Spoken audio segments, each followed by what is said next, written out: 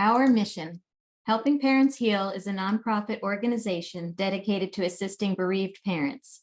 Through support and resources offered, we aspire to help individuals become shining light parents, meaning a shift from a state of emotional heaviness to one of hopefulness and greater peace of mind.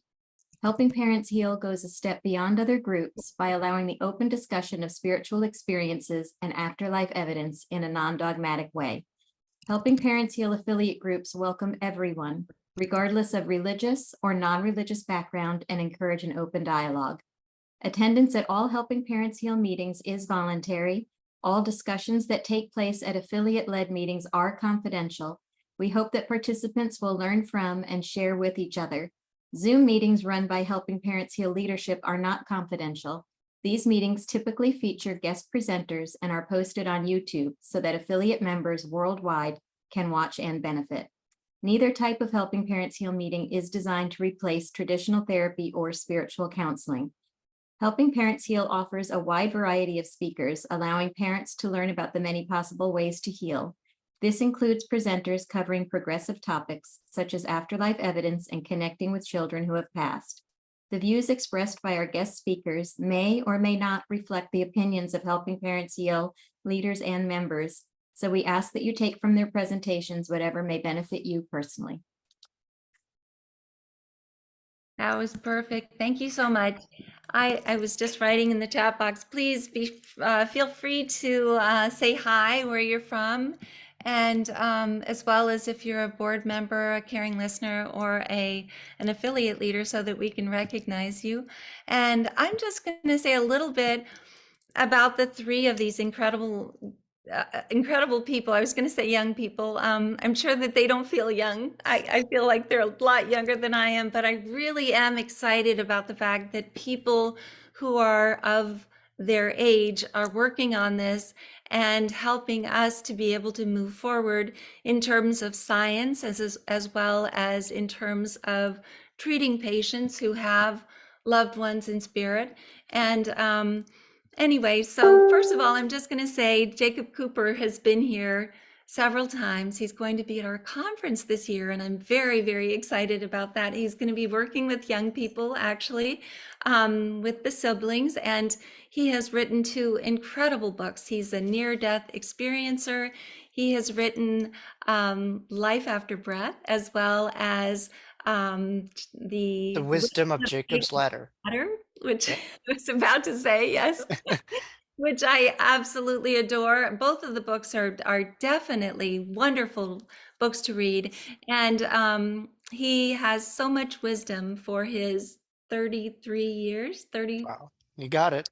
Yeah, right? Right on the nail, yep. So he's 1 year younger than my son would be right now, my son in spirit. Dr. Lenore Matthew lives in Hawaii now, but she started out in Europe, and she has a PhD in social work. And she is one of the most incredible souls. I mean, she unfortunately experienced the passing of her very, very dear husband to suicide, and immediately after started communicating with him. And with all of the research background that she has, working for WHO, working in social work, she has been doing a study to see if seeing a medium or working with the spiritual aspect of healing actually helps us move forward and heal more quickly than seeing traditional or using traditional ways of healing that we've used in the past. And it's so fascinating to listen to her. She's going to be publishing something that is going to be amazing very soon. And then Kate Stacom lives in Boston, Massachusetts. And both Lenore and Kate have studied at Arthur Finley. They're both mediums, which is pretty cool. I'm sure that Jacob probably could be if he wanted to. I think he's very busy with what he does right now. But anyway, she is also in social work, and she uses both aspects, the mediumship and the social work, to be able to to help the people that come to her. And I love that about her as well. So I'm going to start by passing it over to Lenore. Welcome, Lenore, and we're so grateful that you're here. Thank you. Thank you so much for being here. Thank you, Elizabeth, and as well, and Kathy, and just everyone from helping. I want to say helping everyone heal. I know it's helping parents, but I'm not a parent myself, and I have learned and felt so much from you. And Elizabeth, you're just an angel, and we know this. We all feel the angels around you. So thank you all for being here. We're going to talk this evening or afternoon where I am in Hawaii. It's completely different side of the world. We're going to talk about this convergence of spirituality and mental health, and specifically for people who are moving through loss and grief, like many of us in this space are. This is something that is, I have to say, and I'll drop it in the chat box after I pass the baton. But this is an area, an intersection that it's not so out there. A few years ago, pre-COVID, it may have been, but there was an article, and this is what I'll drop in, that came out a couple of weeks ago in The Guardian that was about the boom that's happening in the mental health field, of a boom from people wanting a spiritual perspective from their mental health work. And that's not to say, and I want to be very clear at the outset, we're not talking about a religious orientation necessarily. It may be for someone, but we're looking at this really non-denominationally in terms of someone's connection to their own spirit, their own self, their own soul, their own belief, and what else there could be, right? Something a bit bigger, grander, whatever the term is. But this is a place or a space that we're moving into in the mental health world, and we're seeing it. And the three of us here being practitioners in very different ways, it's really exciting. And I have to say too, if anyone here is a mental health practitioner yourself and you've wondered, like, where's the spiritual side, and you felt alone or isolated in it, please know that you are not alone and isolated. We are here and we're gaining traction. I see Kate like, yes, because I know we've had this conversation. And this is a place and a space that's moving forward. And especially when we're talking about the loss of a loved one, because what kind of pure connection to the afterlife could there be than those of us who have a loved one in the afterlife who is so with us? And I have goosebumps all over as I say that. So we'll kind of do a round robin, and we'll leave plenty of time at the end for questions. But we'll do two kind of points that we're going to talk about, and the three of us will each comment on this and talk about it vis-a-vis our own lives and our own work. So the first point that we'll talk about is fusing spirituality and mental health in our own personal lives.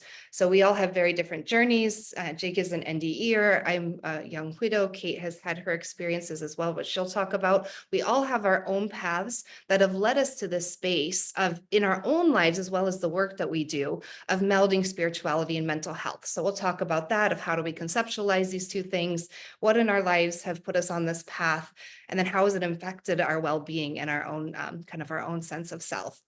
Then we'll do a second round. We'll circle back one more time, and then we'll talk about this in our professional lives and how we do this as mental health practitioners, how we do this fusion of these two sides. And we'll bring home some take-home tips and I think we all are, the three of us as social workers, we're very pragmatic in terms of show me the money, show me the data, show me what we need, what's out there, what are some of the tools, and really demystifying this world. So then we'll give some take-homes of things you might try on your own. So that is the roadmap going forward. If I speak too fast, please just hold a hand. I'll hold myself accountable to that, but we'll dive in. So fusing spirituality and mental health in our personal lives. So we'll start with, and I think we'll all touch on this, like, what does this mean? What is spirituality and what is mental health? And what does this mean to us as we open up to it? So for myself, I didn't grow up with a spiritual orientation per se. I didn't grow up in a religious household. I grew up with a family that was very much, do well to others, treat others with kindness, be the best person that you can be, love each other. I have 3 sisters, and my parents were constantly telling us, it's you and your sisters for the rest of your lives. This is a gift. So, and 4 sisters in a house, like, oh man, is it a gift? But it was always a gift. So it's just be good, be a good person. And that was as far as I really understood. I never thought about the afterlife, really. I had some kind of, quirky interest in it as a kid, but as life moved forward, I never really thought about it. I never really had a reason to think about what happens after we die. I never really had a purpose or something that caused me to sit and ponder, what happens after. I was focused on my career. I was focused on bills, rent, student loans, getting my doctorate. It was life. I was living a very tangible life. In 2020, my late husband, Bruno, passed by what I call unexpected suicide. And that is, sorry, I still, when I talk about it, it's, oof. There were no signs. Sorry. I'm just asking him to come close. And I said, you can take that. He said, I will take that. So there were no signs that he was suffering at all. And it was only after his passing that I began to understand what it was that led to his crossing. And I later found out that there was a deep deal of trauma that he had never expressed and he had never sought help for. The night that he crossed, or the day that he crossed, thank you, Kathy, Kathy's message. Thank you for understanding, holding space. But the night that he crossed was the first time he came to me, and it was just incredible. It was this visceral message, multisensory. It was clairvoyance, seeing, feeling, hearing, smelling, everything. And this happened multiple times for days, weeks, and now it's been 3.5 years and we're still in touch. Every question that I could have opened up, especially in terms of mental health, especially being a mental health practitioner. Am I crazy? Am I, quote unquote, but that was the first question I had. Am I imagining this? Can I trust people? Can I talk about this? Am I losing my mind? Is this just grief? I've never gone through grief before. All the questions under the sun. At the same time, I'm having a very real experience that I know that there's nothing realer than this. And the messages as well could be validated. And so going back to this question of how do I understand mental health and spirituality, both of these things were really blown out of the water for me that night that Bruno passed.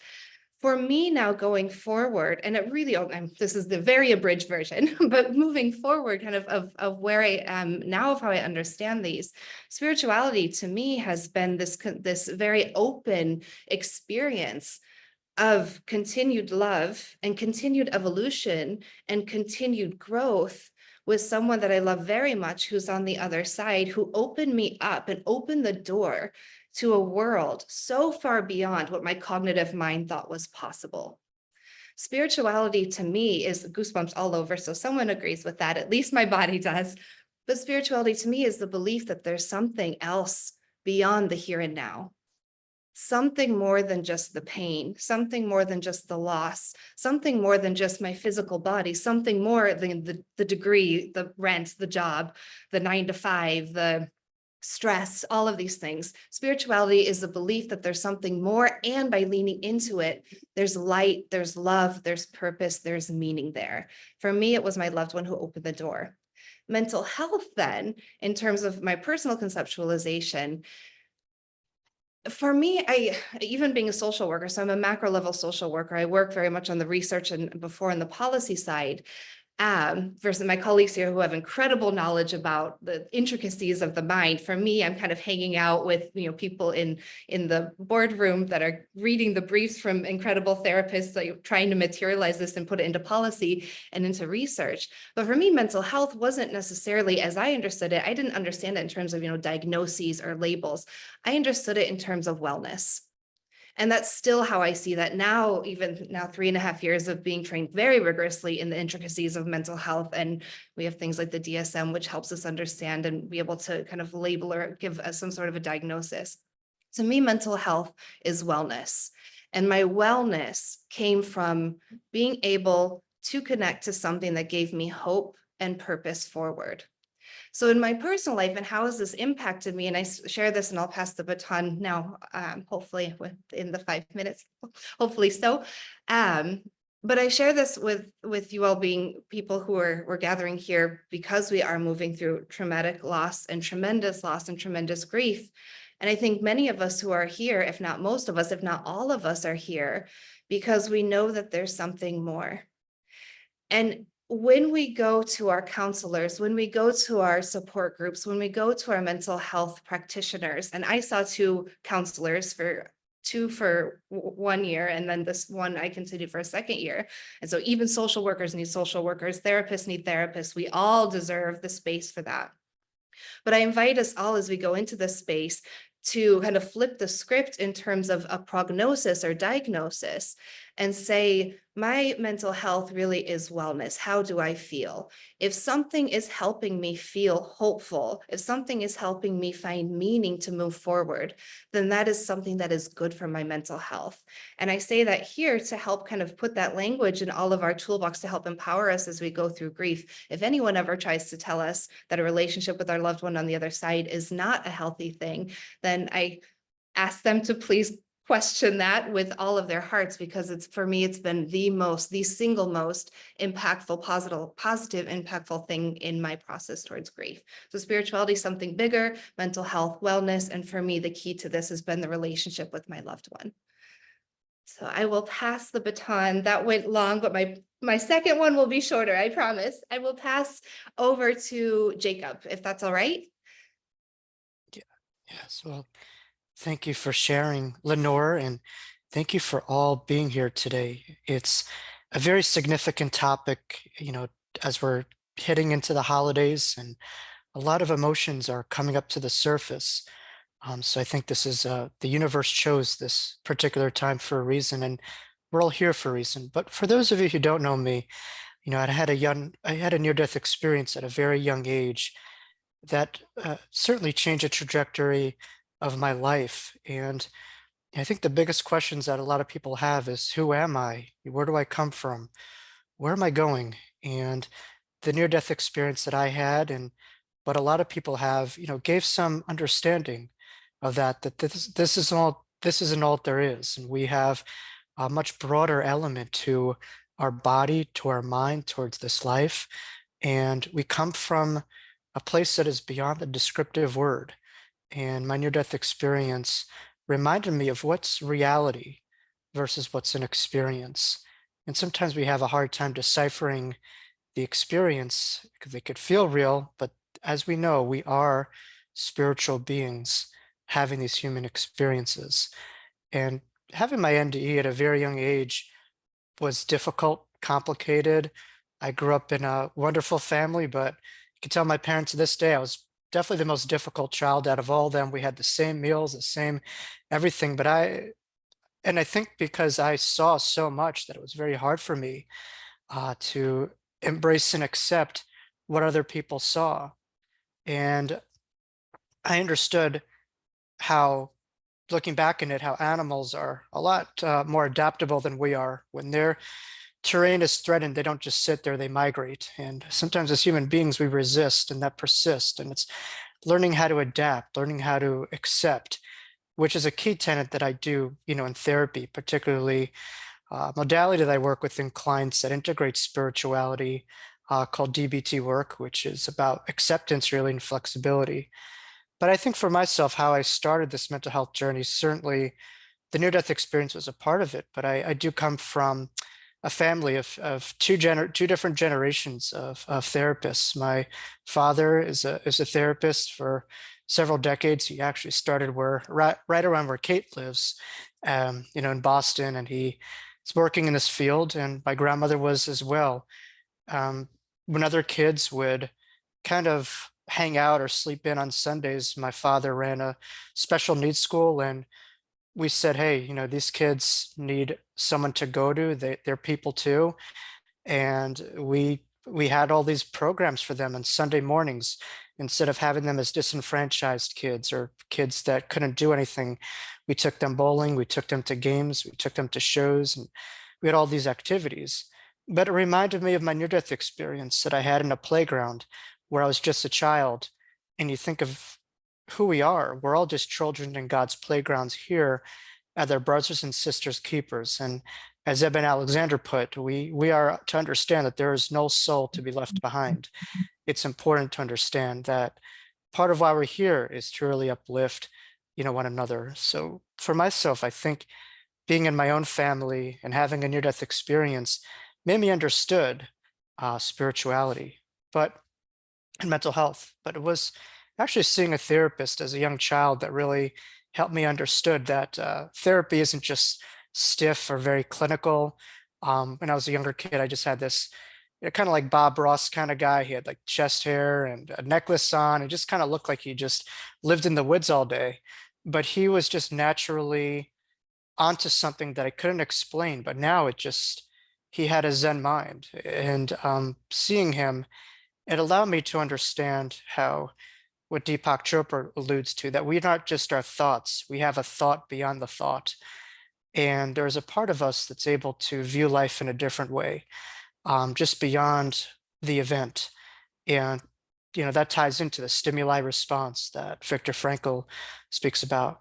So I think spirituality and mental health are very related, because plenty of times, the way I see them as related to me and how I define spirituality, I think spirituality, I think of the word spirit, and where's the source of spirit? Where's the source of who we are? At least for myself, that place is a place of love. That is, we are divine beings. And so to me, a divine being is about unconditional love and empathy and understanding.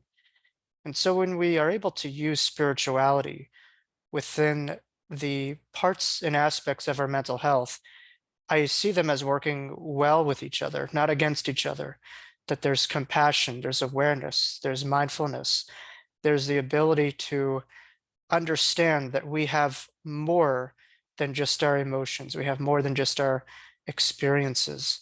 And so, from my understanding as a mental health worker, that we are not our emotions, we have emotions. We are not anxiety, we are not depression, we are not this, we have all these things. Beyond that is a beautiful spirit. And I think it's important to understand the power of belief, because I see a lot of clients that I see in my daily practice in their own mental health, and they walk around thinking, I'm anxiety, I'm depression. And we do this as clinicians, we'll label depression anxiety. And I think who we are is much more than a pathology.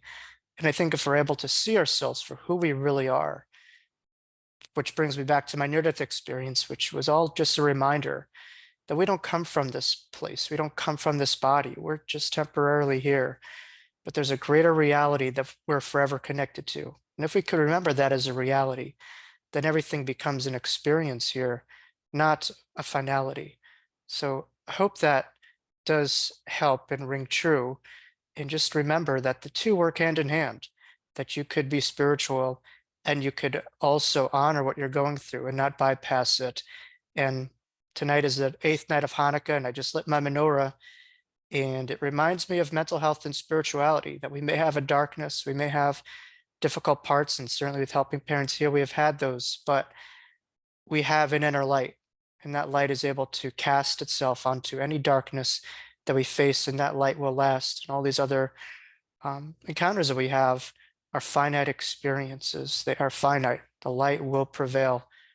And I'm living proof of that as a near-death experiencer. So with that, I would like to give it over to Kate and her sharings. And I hope some of this resonated within your mind and the depths of your heart. Absolutely beautiful, Jacob. Every time I hear you, I feel like I'm taking a warm bath with candles, and it's just. I do have candles, and I actually took a shower, but before this, but yeah. Just so much love, and I just want to say how honored I am to be here with Helping Parents Heal, and I can truly feel the love and the heart-centered approach. So I just am so honored. So I am Kate Stacom. I'm a licensed clinical social worker as well as an evidential medium. I was aware of my mediumship as early as age 3 and really began talking about it and not always getting the right response or the response that I would have liked.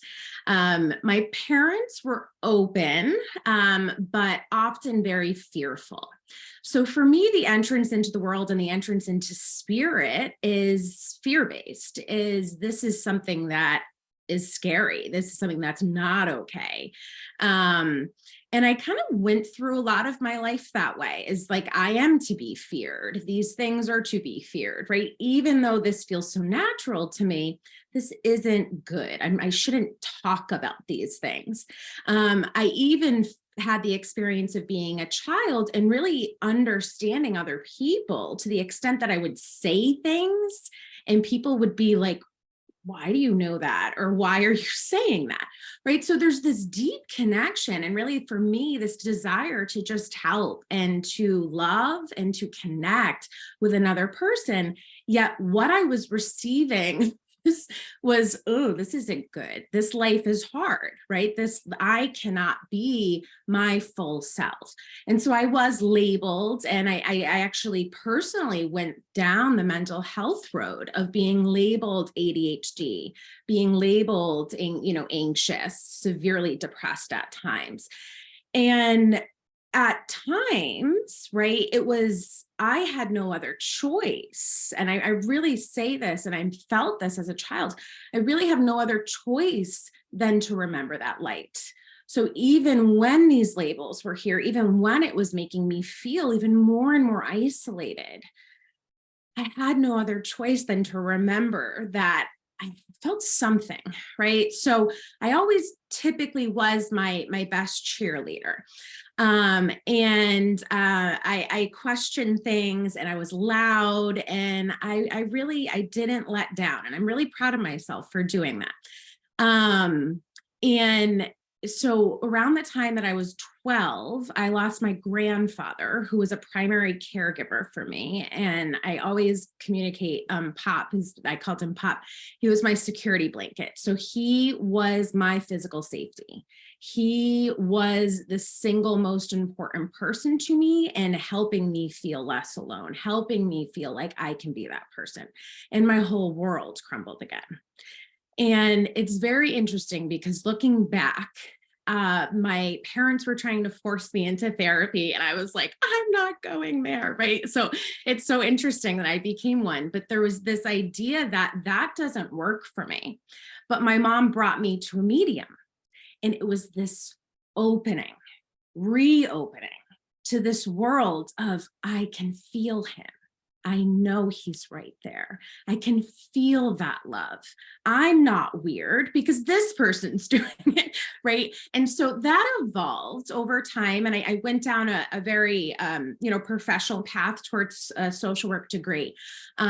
Always really sensing and feeling spirit, though, as a result of that, connecting with my grandfather, feeling signs, always feeling that love. And it wasn't until my firstborn, when I had my daughter, and she was diagnosed with a life-threatening diagnosis at 36 weeks gestation. And I went through a lot of trauma with that really I surrendered. And I said, okay, I've been through this, right? I have been through the muck. Show me the light, because I can't have the muck without the light. And so there was just this deep surrendering at that moment in time. And that's when I realized my mediumship really standing right there. My grandfather started coming in even stronger, and I was feeling the spirit world times 1,000. And that's when I started truly walking this path of knowing that we are all connected. And I don't just say this as mediums, I feel we all are mediums. Because first, we're beings of light. We have the capacity to connect in all ways. It's just part of my calling, right? And that's when I started to professionally develop my mediumship.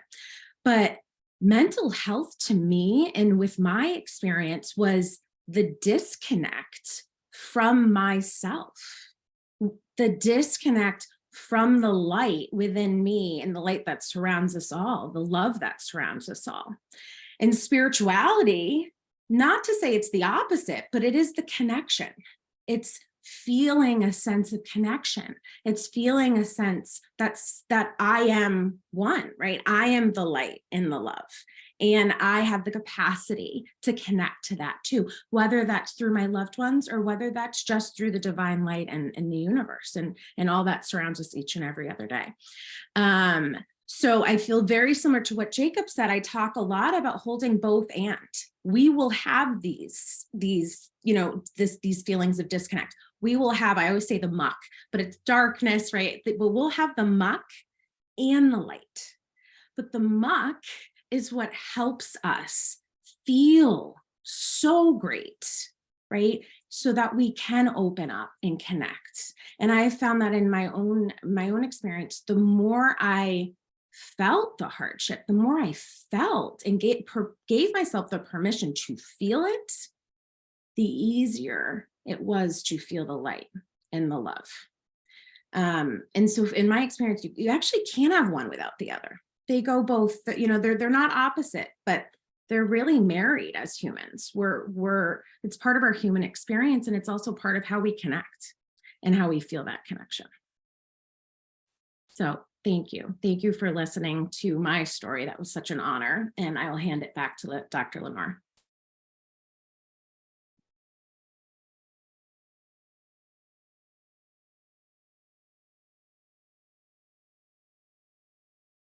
There we go. Thank you. I was like, I think I'm talking to myself here, which I do that a lot, so wouldn't be too abnormal for me, but we're back. And oh, thank you so much. Just thank you, Kate, and thank you, Jake, for sharing your stories. And as unique as all of our stories are, and every single one of us in this room, there's a piece of everyone's story that we feel and see. And there's that point where it's like, yes, and that point of yes, and that point of I feel seen and connected. So again, the more we share these, the more beautiful it is, and the more we see and know ourselves. So we'll move into the second question of being mindful of, we want to make sure that if there are any questions at the end that we have time to take them. But how do we do this fusion in our professional work? How do we bring spirituality and mental health together? And then what are some practical take-home tools that we could share with you from our unique practice, the way that we practice our work? So for me, I'm a researcher practitioner. So primarily I do data collection, interviews, research. My work now, since my late husband passed, is focused on these experiences here that we're talking about, exactly what we're talking about: awakenings, mediumistic awakenings, working with mediums. So I'm very interested in how spirituality, intuition, intuitive practices, and one's own mediumship or one's own ability to talk to the other side, how these different kind of phenomena affect our mental well-being, our mental health, our healing processes, and how do they work with traditional mental health counseling, energy healing, all of these different ways that we can move through pain, really surviving it in the beginning, and then with time and with healing, how we open up and how it shifts from surviving really to becoming a way of being. So there are two kind of ways. So I do the research, and then I have the applied side as well, being the social worker. We're very interested in bringing this into practice. So I have a program called Continued Connection, which is a program I developed with my late husband. And it's really the ways that we learned over the last few years to work with each other and communicate and grow individually and together. So how do I fuse these two together? And actually, I want to even skip that, having that background there of what I do. What do I recommend for people? And I look back at myself, 3.5 years ago when this opened. And so some of the tips and take homes. So the first thing that I would recommend, and I will drop it in the chat as well after, is being open to whatever resources might kind of spark some sort of interest, being open to pursuing them. And if not, therapy isn't for everyone and counseling isn't for everyone. And I want to say there's a difference between the two, and we tend to use them interchangeably, which isn't necessarily correct. But I'll say, if going to a mental health professional to move through your grief, right? If that is something that calls you, may we all have this space to be as honest as feels authentic to us, to tell our mental health practitioner what's happening. And what I'll drop in here is kind of a guide that I wrote going through this as a mental health practitioner myself, but how did I ask permission really from myself to tell my therapist that I was having mediumistic experiences? And I say this in almost every talk I give, but I will say it because it was the single most important thing that was told to me in the beginning, was when I told my therapist I was terrified. I thought I would be institutionalized. I thought I would be taken away from my family. I thought that everything on top that I had already lost, I felt like I would lose even more, because I had no idea what would happen. And why? Because as a society, we don't talk about this. If it's talked about, if mediumship is talked about, it's Hollywoodized. If mental health is talked about, it's changing, thankfully. But in early 2020, before, as the pandemic was just setting on, we didn't really talk about it as much. And so I had no idea what would happen. But I told my therapist, and I actually told her in my intake form that I was having these experiences. And the reason I told her was because I couldn't bear the weight of keeping a secret. And I said, if I really want to move through this, I have to be so honest about my entire grief experience. And I told her that this was happening. And she said, Lenore, I've been doing grief therapy for a very long time. You're not the first and you're not the last to tell me that their loved one still talks to them. And I repeat this quote over and over. And eventually, when the research becomes a book, it will probably be its own chapter title, because that is the most empowering thing that a therapist can do for someone in grief. It's to validate their experience. And as I say that, all of a sudden there's a windstorm against my window. So wherever that validation is, there's somewhere around it. But it's that. And so may we all then, if you need that kind of permission slip, please take this as yours, stand firmly, and never, ever, ever, maybe, and I say this even to myself, no one gets to take that away from you. This is your experience. So maybe I'll be able to take that to our therapist. So that's the first thing. The second is getting kind of curious, I suppose, about this connection and what it could be. Perhaps you've received signs. Maybe you've seen license plate numbers or numbers on a clock or the coins, the feathers, whatever the communication mode is that your loved one dreams, however your loved one is communicating to you, or maybe you've been curious about speaking with a medium. If there's something there that calls you, if it's of interest, if you're curious, maybe all give ourselves a permission to lean in and explore it. Even if we've been told it's, not right or not accepted, or, it's woo woo, whatever it is. As we all know in this space, when our entire reality has been obliterated, nothing is real except what feels real. And if what feels real is communicating with our loved one, then let that be our compass forward. When all else makes no sense at all, and the only thing that makes sense is that we still want something with our loved one, let that be our way forward.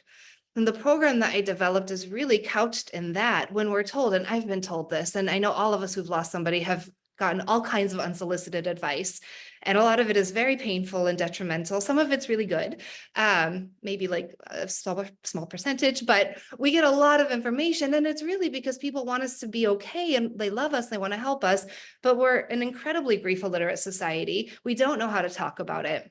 And so the program that I develop, and really kind of more than that, the framework that I really promote and propose in grief work, is that the more we lean in to the relationship with our loved ones on the other side, the more that it helps us move forward. And the more that it helps us move forward, the closer to our authentic selves we become. And the more that we begin to give space to this possible reality, and I do think it's an actual reality based on the overwhelming evidence that our loved ones are still here, the closer we come back to ourselves. And as we come back to ourselves, that is where healing comes from. And so I'll leave it with that. I'll also drop in the chat of resources. I have a huge resource page on my website of different places to go to do intuitive development work, body healing, mind, body, spirit healing, energy healing.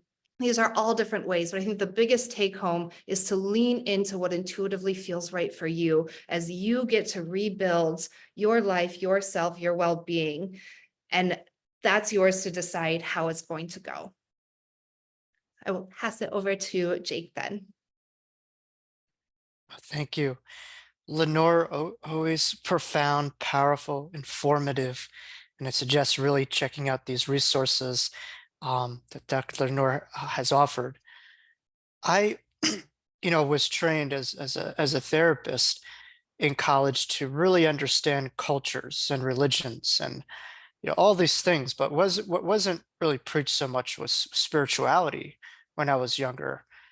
And I now see a change within the field in how when a client comes in and we're doing a screening, we ask them, what are your spiritual beliefs? And that for some clients that come into my office, that may transcend or be different than religion.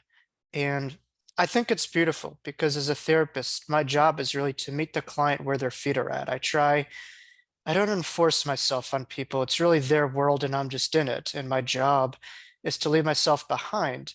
But as needed, there's a There's a key component of self-disclosure when it's important, where you're able to disclose parts of yourself that's relevant to what the client is going through. So throughout my work, I certainly have seen clients who had near-death experiences and these phenomenon, and I can't tell you how cathartic it is, like just like Dr. Lenore is, to be on the other side of the aisle as a therapist and to normalize what someone's going through and to say that you're not sick. You may be psychic, but you're not sick at what you're going through. You may be having psychic experiences.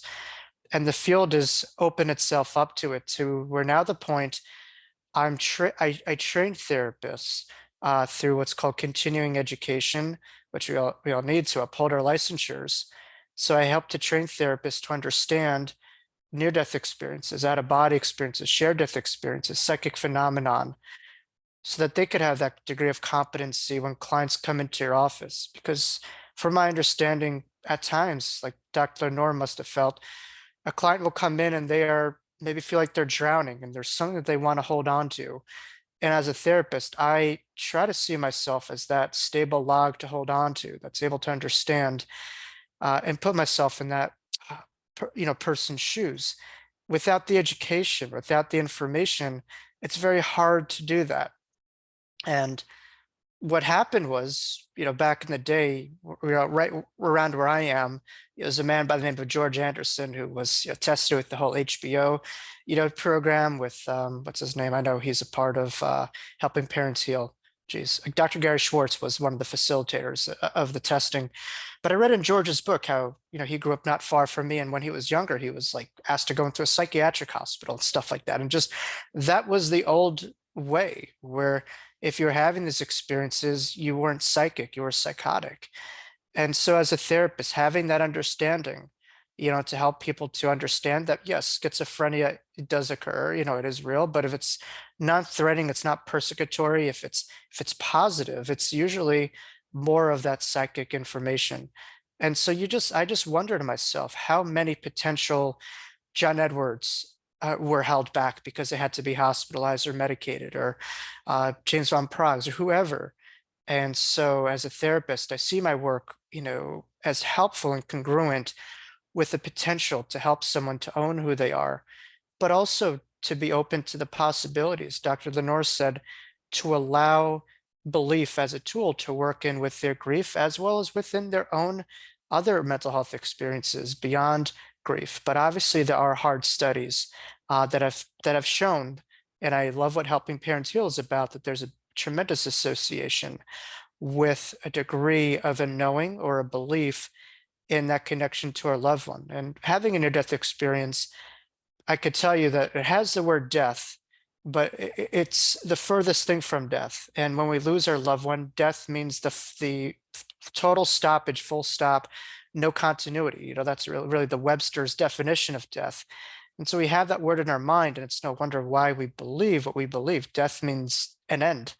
And when you're able to have validation and evidence that no, that's a new beginning, and it's a change of shape, it's a change of form, a change of dynamic, that there's a continual relationship that occurs, and we don't feel that ending of a relationship, but a new beginning, which could be helpful with the void that we feel. So I hope that makes sense to some of you. That's some of my crossover journey that I utilize. Thank you. Thank you. Thank you, Jacob. And thank you for being a clinician that, is open to it, of course, right? It made me remember too that I'm very grateful, because I was one of those people that my mother brought to a psychiatrist way back when and said she's hearing voices. And the psychiatrist looked at me and looked at her and said, there's nothing wrong with her. But can you imagine how different my life path could have gone? So thank you. And I say that like from the depths of my soul, because I'm just so grateful for that, grateful to be in the position also to be that person for others. So the way as I said at the beginning, I'm practicing psychotherapist. I see a lot of adolescents and young adults. That's my way of of helping people find their light, helping them really create the roadmap for themselves, rather than letting and allowing the external system to really dictate what they want to bring to their life. So I do a lot of that work with them.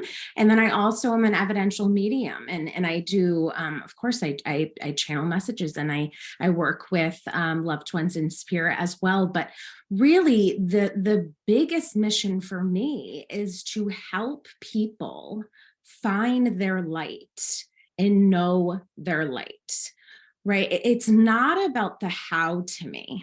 And, my human brain can really get in the way, or human brains can get in the way. Like, am I meant to do this? Or am I supposed to go to this person? Or am I supposed to go to this person? That doesn't matter, right? And I'm saying this from somebody who does both. I love both of the work. I believe in both of the work, right? All of the work. I believe in all of it. It's not that one's better than the other. It's ultimately what is sitting with you. What is sitting with you in your soul? Where are you being called, right? It doesn't matter how, but what feels the best for you. And not only that, but how are you finding that relationship with your soul? Because we ultimately have the power, right? Supports are fantastic, and please do get them. Please do take them. But how are you growing in your own relationship with you and with the light within you? Because it's then that things click, right? It's then that we start to see our paths unfold in a whole new way. And to me, that's the spiritual path. So by whatever means you go to, I will ask you to just ask yourself, what's going to get me further to me, right? How am I going to feel most connected to me in this world? Whatever way you do that, that's beautiful. And that's simply a lot of the work that I do. And if you're curious, I also have a workbook that helps people. It's called The Essentials, a Jumpstart Guide to Soul-Centered Living for Mental Wellness. And really in this, it's helping you to find your soul rhythm, find how your soul communicates to you. A part of that might be communicating with the spirit world. And how does that feel? How do you sense things? How do you know? But again, I really can't say that enough, that you have the power. You are the brightest light.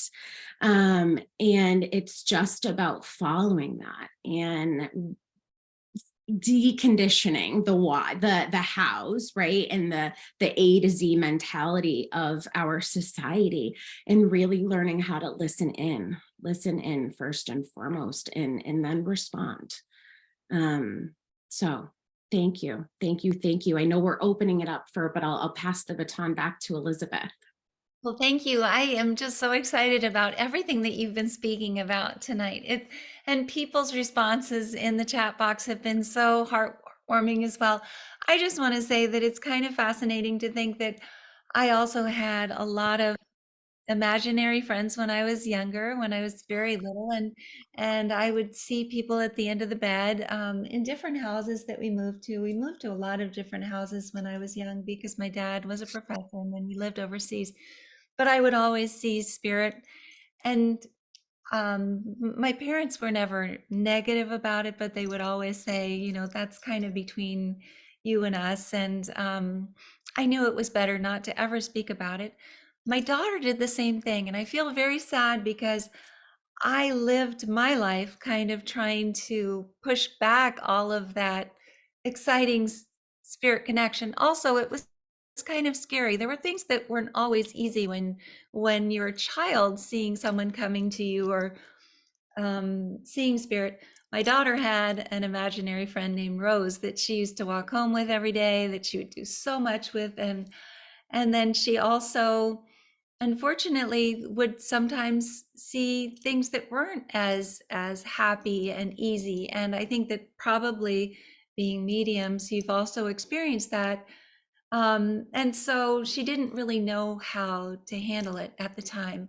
And I think that the quicker that we are able to understand that this is a normal part of our lives and that we are all mediums, that not one of us on this meeting tonight is not a medium in some way, shape, or fashion, but also we can develop those abilities. And of course, having a traumatic event like having um, a loved one pass, but especially having a child pass, is the main reason that many, many people open up to learning more about becoming a medium and being able to find out where their loved ones in spirit are. And I just love Lenore's story that she was telling about Bruno, and we all felt your incredible love for him when you were telling that. And of course, we all love our children, we love our loved ones in spirit, but we do have questions. So I'll get I'll get to those right now. Dory is saying, how do you start to have a relationship with a loved one? How do you find the light? I want to believe, and I haven't connected with my son. Is there anyone who would like to take that here? I could say a lot about that, but I definitely want to have you guys be able to answer. Um, let's see, Lenore, okay, that I'll would say quickly, and then Elizabeth, if you have your, there's probably convergence too, but I'll say just kind of a list of things that worked for me. So guided meditations, YouTube, you can just put in guided spirits meditation, and there are hundreds. So Steve Noble is someone who I really like. I'll put it in the chat. Pura Rasa is another person. James Van Prague has great guided meditations. That's really where I started. And then sitting in silent meditation with my husband and just asking him to come close. And then every time I saw a medium that was really chosen for me, in that I know Bruno brought me that medium, every time it happened, our connection just went to the next level. And so that helped a lot. I will also say sound healing helps tremendously for me. Reiki, energy healing, different kinds of energy healing as well. These are all different ways that simultaneously, while healing the nervous system, healing the body, I was also opened up. So I'll type those in. They're also in the resource page that I shared earlier, but I'll type them here. But those are just some of the things that I do to work with my loved ones. And also, I'm sorry, the biggest one was developing my own mediumship. And everyone here is worthy of it. Everyone here is worthy of going to a mediumship development class. And that's also on the resource list. So I'll add those here as well. But as soon as I started developing my own mediumship, like things just really blew out of the water. That was a beautiful answer. And I see that Jacob is unmuted. Did you want to say something as well, Jacob? Oh, I didn't recognize I was unmuted, but there's always material to add with connecting to our loved ones. I think what's important to understand is we have different clairs, a French word for the different senses that we have to connect to our loved ones. And I think what's important is we connect differently. The way that someone may connect to a loved one may be different than us, but I think in general, it's looking out. And sometimes our loved one might come to us with just a thought. Sometimes we're driving, we may just look and there's a sign, we just see something, just a synchronicity. So I think it's important to be gentle with it. It's a gentle energy. When we try to force it, it's harder because we get very tense.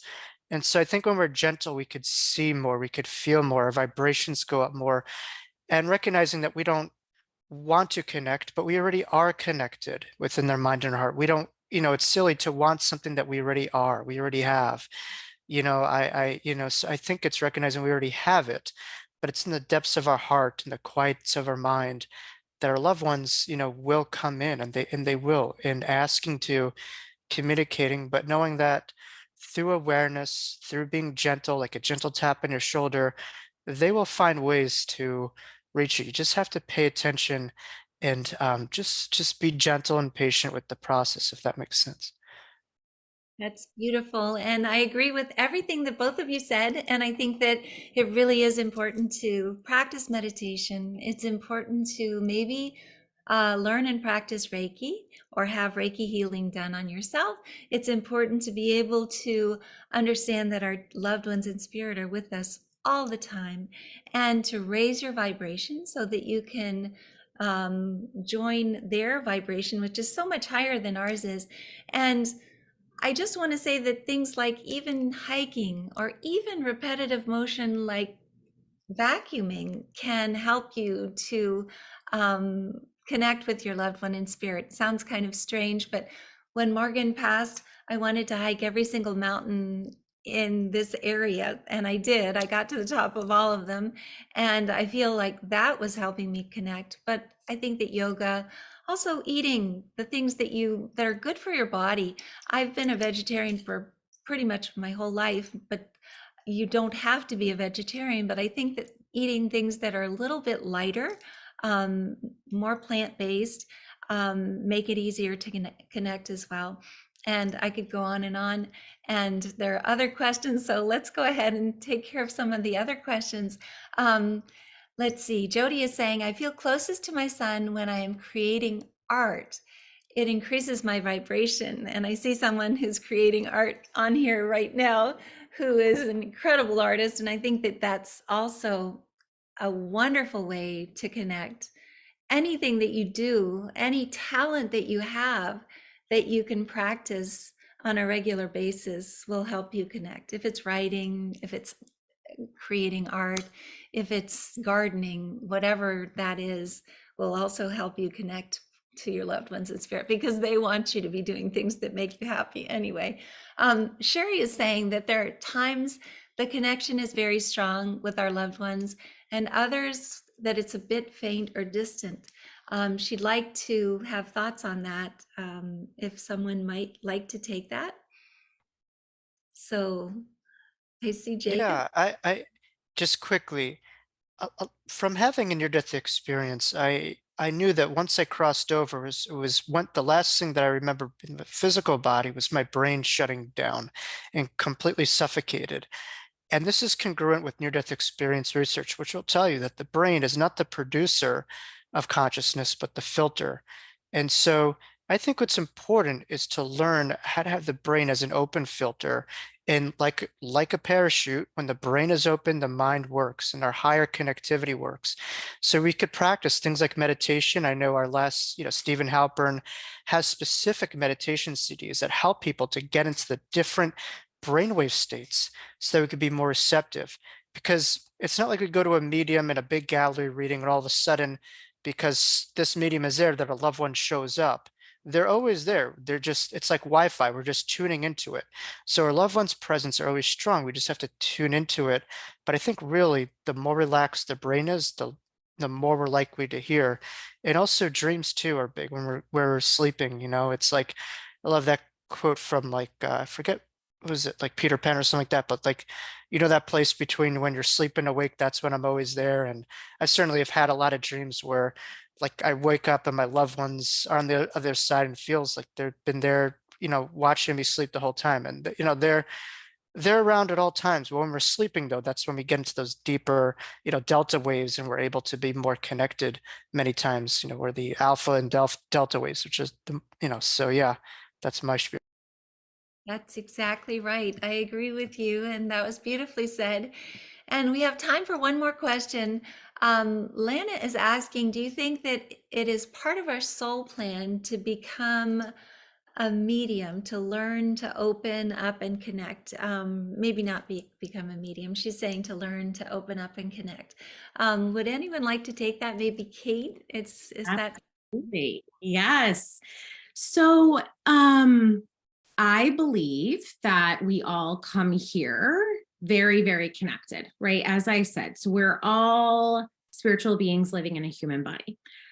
It's hard to say specifically, individualized soul plans. We all come in with our own goals for this lifetime. However, I do feel that ultimately we are trying to connect. We're trying to bring our light, right? That's why we come here, is to connect, to shine our light, to share the love with the earth, and to share our individual light. So my belief is a part of that is opening up, is connecting. Doesn't necessarily, again, mean that we're connecting as mediums, doesn't necessarily mean that we're connecting to the spirit world, but that we're connecting to our inner light, and then sharing that. I don't believe there's anybody coming here on earth saying, I'm not going to share my full self, right? I'm not going to share my light. I'm not going to shine. And so I do believe that that would be part of everybody's plan, is to shine their light as bright as we possibly can, you know, as spiritual beings in human bodies. And the three of you do that so incredibly well. And I'm so grateful that all of you were here this evening. This has been just such an amazing evening to be able to listen to the research that's being done, but also to listen to people who are younger than obviously a lot of us are, who are living this path of being able to teach people that it's okay to have a loved one who's passed and not necessarily follow the traditional path that most people think they're supposed to follow, of first of all seeing a traditional therapist, but second of all deciding that we're going to see our loved one again when we pass, which is just a terrible way to live. It's not the way that any of us wants to live.